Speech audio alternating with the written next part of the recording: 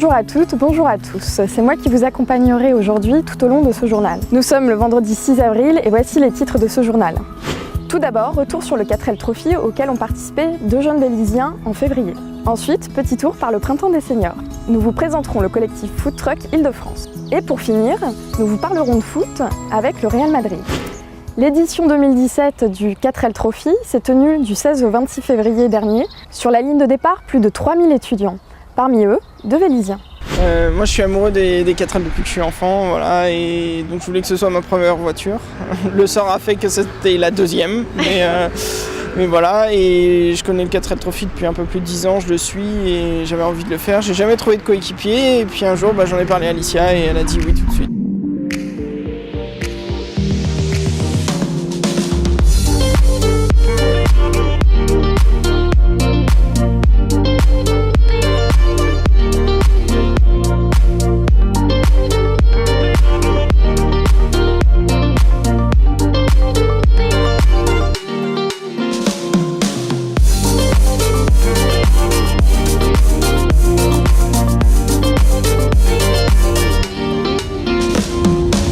J'ai d'abord dit oui et ensuite je me suis renseignée et je me suis dit que c'était super. Moi j'ai été élevée pas mal dans les anciennes mécaniques, donc moto surtout.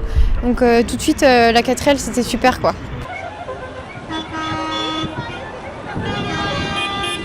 Du coup, on a fait Biarritz jusqu'à Algeciras où là on a pris le bateau. On avait 48 heures pour faire ça et après on est arrivé au Maroc. Donc là ça commençait le début des réjouissances. On est arrivé à Tanger, on a passé la première nuit à l'université de Rabat qui nous a accueillis pour l'occasion. Donc on était au contact des étudiants marocains, c'était super bien, dans une université comme la nôtre finalement. Et après là on a commencé à partir dans l'Atlas. Voilà. Donc on a monté tout les cols et puis on s'est retrouvés dans le désert.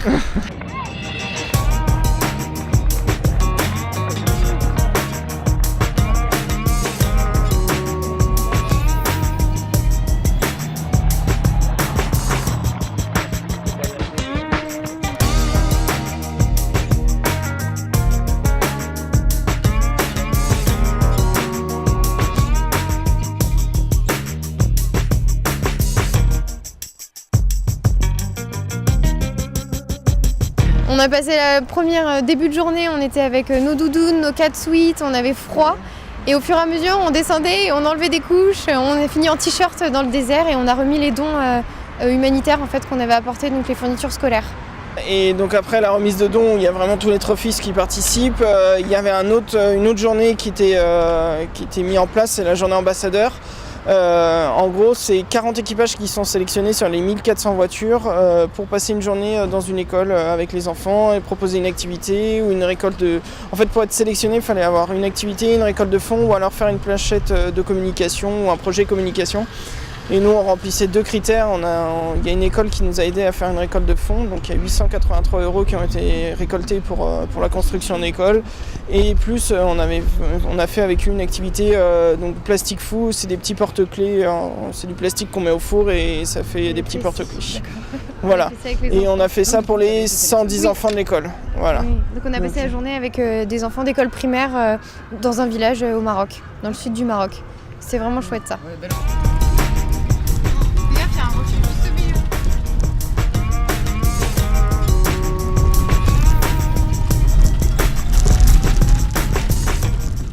Les jeunes du 4L Trophy, qui sont bien sûr de Vélizy aussi, ont laissé leur voiture juste devant le salon pour montrer qu'ils ont bien participé et qu'ils sont revenus avec une voiture tout à fait en très bon état et qu'ils ont, c'est aussi un moyen pour eux au niveau du 4L Trophy de pouvoir apporter de l'aide aussi aux pays, aux personnes en difficulté dans d'autres pays. C'est vrai que c'est aussi un très beau projet.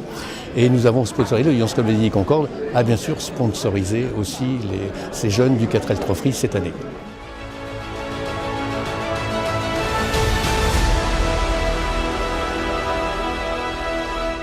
La ville de Vélizy chouchoute ses aînés et pour cela organise de nombreux événements. Le dernier en date, le Printemps des Seniors, s'est tenu au centre Maurice Ravel le samedi 1er avril. Comme chaque année, la rituelle célébration du Printemps des Seniors prend place à Vélizy aux premières lueurs d'avril. Ce premier samedi du mois, le centre Maurice Ravel était ainsi réservé aux aînés de la ville. Ils ont pu se détendre et se divertir en écoutant quelques chansons de la chorale ou en observant quelques pas de diverses danses. Et pendant les moments de pause où rien ne se déroulait sur la scène, des stands thématiques ou d'associations les accueillaient pour les informer sur leurs activités ou sur leurs ateliers. Nous proposons dans cet atelier de peinture sur soie des travaux qui passent par la fabrication de foulards, des tableaux, des sacs, à raison de 2 heures par semaine, le lundi matin. Est-ce que c'est compliqué la peinture sur soie ? Non, parce que nous avons une animatrice qui est très présente auprès de nous et qui nous conseille bien, elle nous encadre bien, elle suit nos goûts, elle ne nous impose rien, elle cherche à développer notre sens artistique qui pour ma part n'était pas très développé. Souvent on a des gens qui viennent à l'atelier senior, effectivement, qui ont fait du théâtre quand ils étaient jeunes, à l'école, au lycée, qui n'en ont plus fait de leur vie et qui ont envie de recommencer, de voir ce que c'est. Alors souvent les gens viennent même avec leurs souvenirs. On m'a dit qu'on a joué la grand-mère du petit chaperon rouge quand on était petit, et là on a envie de jouer autre chose bien sûr. Mais disons que moi j'insiste surtout aussi en premier sur le lien social du théâtre, parce que le théâtre c'est une activité où on joue ensemble, où on joue avec les autres, et ça c'est très important pour créer du lien. Et puis bien sûr il y a la partie apprentissage, je dirais, apprentissage de texte, travail de la mémoire. Il faut se dépasser parce qu'on joue devant les autres, d'abord devant les autres personnes de l'atelier, et puis ensuite devant le public, parce que tous les ans on prépare un spectacle. Alors c'est vrai que ça fait très peur, mais en même temps c'est quelque chose qui est très grisant et qu'il faut tenter.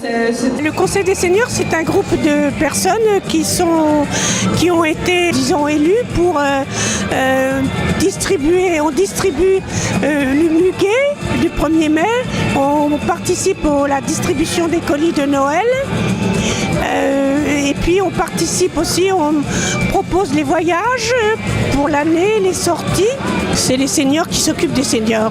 Quand on distribue soit les colis de Noël, soit le muguet du 1er mai, on peut au moins après répercuter au service du CCAS les gens qui sont en difficulté, qui quelquefois ne le disent pas. Donc on peut être amené aussi à signaler des gens qui auraient besoin d'aide. Ce qu'on propose nous aux seniors, c'est tout ce qui est rencontre avec les enfants, de l'animation avec les enfants, des rencontres intergénérationnelles avec différentes tranches d'âge, animation avec de l'élémentaire, maternelle, et tout ce qui est espace jeunesse. On a les ateliers pendant l'étape. Donc ce qu'on appelle l'étape, c'est les ateliers périscolaires. Donc c'est depuis la nouvelle réforme périscolaire, soit des ateliers de motricité, soit des ateliers créatifs. Ça veut dire les seniors, ils vont participer soit à des ateliers de pâtisserie ou lecture de contes, ou être accompagnateurs. Donc par exemple, s'il y a une sortie, ils peuvent nous accompagner aussi. Il y a des enfants qui ne voient jamais leurs grands-parents. Et il y a des grands-parents qui ne voient jamais leurs petits-enfants. Donc le but de ce rapprochement, c'est pour créer ce lien intergénérationnel et puis partager cette passion des personnes âgées. Et puis pourquoi pas faire évoluer ce lien intergénérationnel. Une édition 2017 qui s'est déroulée dans la plus grande quiétude avec une centaine de participants. Satisfaite de ce printemps des seniors, beaucoup de monde, même on avait un petit peu peur parce que c'est le début des vacances scolaires, mais les gens sont venus, sont contents, nous aussi, voilà.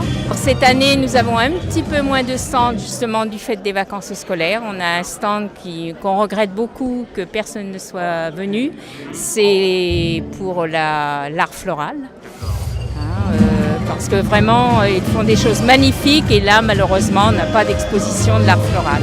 Pour les aînés désirant se renseigner sur les différentes activités qui leur sont proposées tout au long de l'année, rendez-vous au service senior de l'Espace Taron, juste en face du Collège Maryse-Bastier. Créé début mars et implanté à Vélizy, le collectif Food Truck Île-de-France rassemble à ce jour 9 food trucks très différents. Son but, proposer un interlocuteur unique à tout organisme désirant un service de restauration rapide. Et notre association regroupe plusieurs food trucks avec des spécialités différentes. On a un noyau dur qui est 9 food trucks, mais en fait, nous on intègre d'autres food trucks aussi pour créer un réseau en fait. Et on s'est rendu compte en fait à plusieurs, on peut répondre à plusieurs demandes. Mais c'est aussi un besoin par rapport à nos clients en fait, que ce soit des entreprises, des associations ou des organismes d'État qui ont besoin justement d'une organisation et un interlocuteur unique. D'autant plus que par rapport à notre association, on a une variété de choix par rapport à des spécialités. On a caribéen, vénézuélien, vietnamien, crêpes bretonnes, burgers revisités, toute une palette de produits en fait. On se concerte beaucoup entre nous et on anticipe les problèmes en fait en amont avec le client. Et c'est ça que le client apprécie en fait. On a mis une charte de qualité derrière et on a mis des critères précis pour que les gens adhèrent. L'aspect qualitatif des plats que chaque food truck distribue sur les services est vraiment très important. On tient absolument à faire les uns ou les autres des produits qui sont soit achetés en circuit court, en tout cas des produits frais. C'est des produits bruts qu'on travaille et on fait vraiment de la cuisine de rue, des choses c'est simple, mais ça reste une bonne cuisine goûteuse avec des vrais bons produits. On propose exactement la même chose qu'à l'atelier, c'est-à-dire qu'on a déplacé le concept des bocaux dans le camion.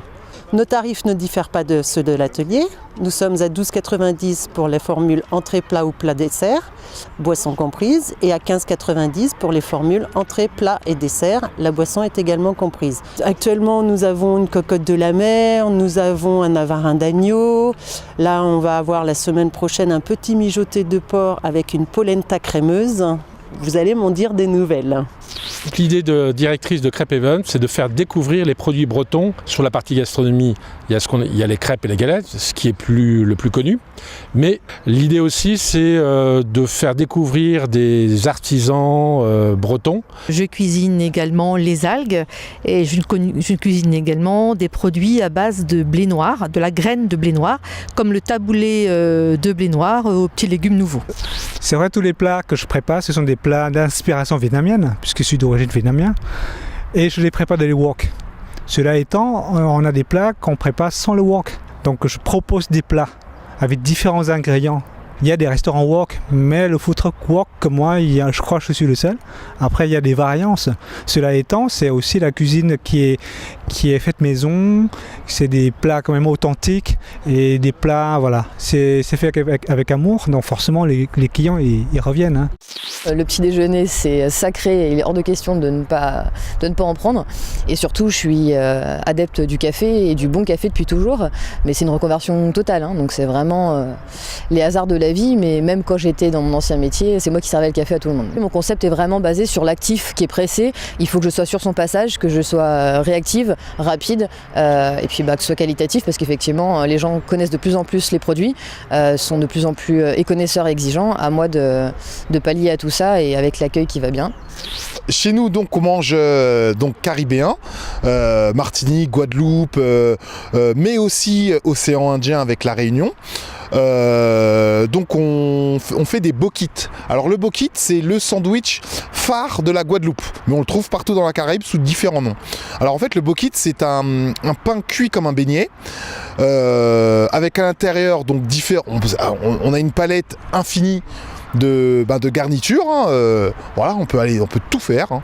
On fait aussi des choses véganes, donc sans aucune matière animale en fait. Et puis après, il y a des acras, les fameuses acras de Mamie Henricia. Je les appelle comme ça, les acras de Mamie Henricia. C'est les acras de ma grand-mère, selon la recette de ma grand-mère. On fait aussi des boissons maison, des jus de gingembre, des jus d'hibiscus, voilà, tout plein de choses. Alors le concept du cousin mouton, on a deux cartes. Une première carte qui sont des grilled cheese. Donc ce sont des sandwichs grillés au fromage fondu avec divers ingrédients à l'intérieur, comme un bœuf mijoté 7 heures, comme du poulet croustillant, comme un poulet poché aux herbes aux épices, du bacon crispy, enfin il y a beaucoup de possibilités.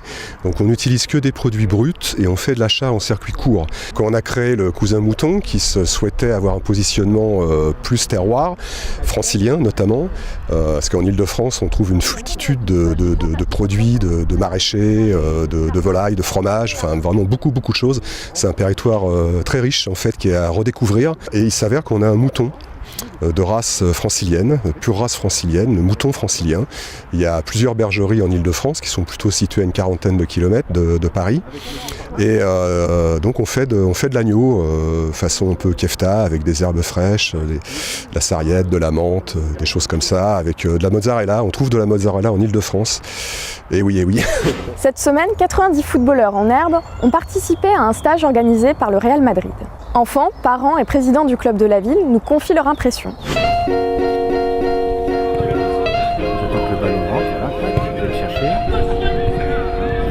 Cette semaine s'est super bien passée. Nous avons fait le plein au niveau du stage. Il y a aujourd'hui 90 enfants qui sont présents depuis lundi, sous le soleil en plus, donc c'est merveilleux. Les enfants ont travaillé beaucoup la technique. Tout se passe sous forme de jeu et souvent l'après-midi ça se finit par des petits matchs et des tournois.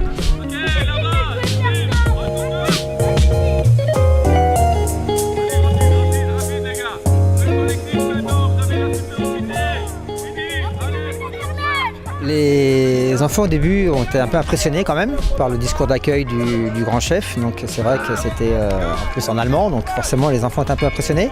Après ils ont retrouvé un peu leurs habitudes qu'on peut rencontrer en club où la discipline n'est pas toujours présente, mais par contre voilà, le rapport avec les entraîneurs étrangers qui ne connaissent pas a permis de vite mettre les choses au point.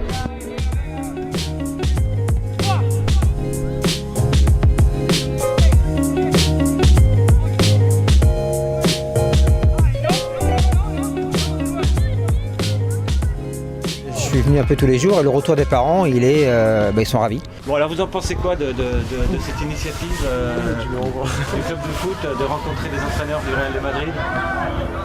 Ça fait quel effet? C'est bien pour eux, c'est une chance pour eux. Ouais. Ça change. Ouais. Bah ouais, ça change, c'est autre chose. Il y a beaucoup plus de discipline, là ils s'amusent beaucoup plus, il y a beaucoup plus de... Comment dire? Ils font beaucoup plus d'activités quoi. Ouais. D'habitude à l'entraînement à Vélizy, ils font pas autant de choses. Donc voilà, lui il s'éclate, il est content quand il rentre à la maison le soir. Lève les yeux vers le copain qui est en face de vous. Tu trouves que l'entraînement c'est comment? C'est dur, c'est bien? C'est un peu dur et des fois c'est bien. T'as l'impression de progresser un peu là? Bah oui, un peu mieux qu'avant. Ouais. D'accord. C'est pas pareil Vélizy et le Real. Qu'est-ce que t'as retenu alors? L'exigence des coachs par rapport à ce notre club, on nous demande beaucoup plus que d'habitude. J'ai retenu moi le fair play et le mental. Il faudra perfectionner nos techniques. Savoir jouer en équipe avec tout le monde. Ouais. Et le respect envers nos entraîneurs et nos coéquipiers. Lève. Passe. Passe.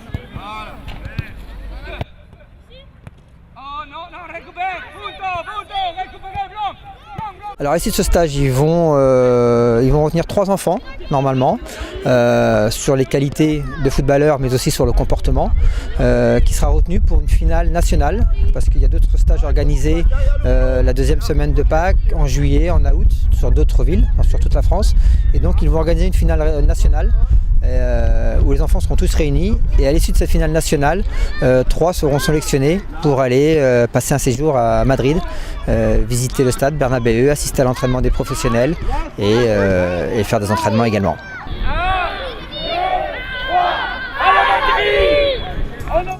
Avant de vous quitter, une information. La ville de Vélizy accueillera du 23 au 25 juin le comité de jumelage de Dietzenbach. Elle est à la recherche de Vélysiens pour accueillir chez eux les membres du comité. Pour les volontaires, n'hésitez pas à vous faire connaître auprès du bureau Information Jeunesse.